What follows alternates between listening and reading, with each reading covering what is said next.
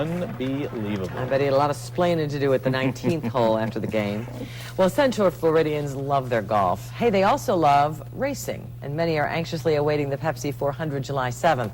But some want to be more than just spectators. They're on the track themselves. Videographer Deanna Lynn checked out the secret lives of ordinary people who thrill to race.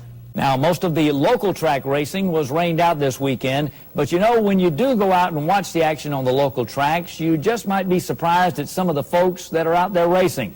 They may be your neighbor, your boss, or perhaps even an elected official. Contributing photographer Deanna Lynn discloses some of the secret lives of local track racing. This sport attracts people from all walks of life.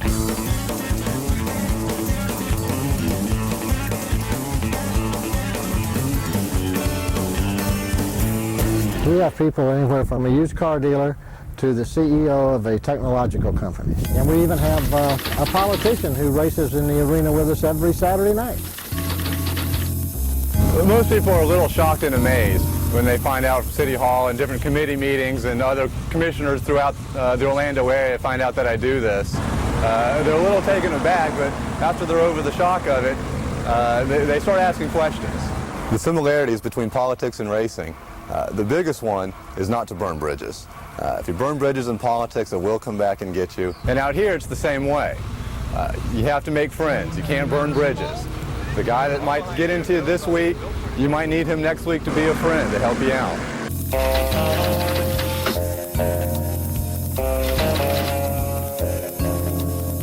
Some people would think that since I'm around cars all day long, that I would get tired of working on them all night and being out at the track and racing, you know, on weekends, but it's in my blood. It's kind of like a disease. Once you start racing, it's hard to stop.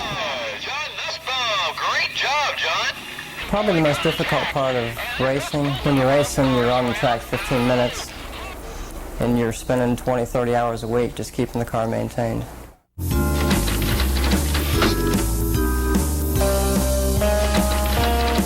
I grew up around race cars. It's something I've always wanted to do, but never really had the resources to do it, and now we do, and so that's what we're doing. We're doing what we have always wanted to do. We won several races. We ended up winning the points championship for 2000. If I had to tie the two together, business and racing, I think the common ground there is competition. It's a very competitive business we're in, and the competition is what drives us to go racing. You know, we have some people who work for to be able to come out here and support their hobby of racing, just so they can be here with us on Saturday night racing. So you just never know who you might see out on the local tracks here in Central Florida. Thanks to Deanna Lynn for that fine report tonight. Great job, Deanna Lynn. And I'll tell you what, I wonder how many of those real NASCAR drivers started that way. Something like that. Don't you get the impression that they walk down the hall, they look this way, that way, go into the office, and they come out in their jumpsuit, they're racer man. They look just like the real thing to me. And you know, the midgets are really fun. The kids. The kids are awesome. When they drive those small cars, yeah, that's They're great. terrific to watch. So they're starting at a very young age. Really interesting stuff.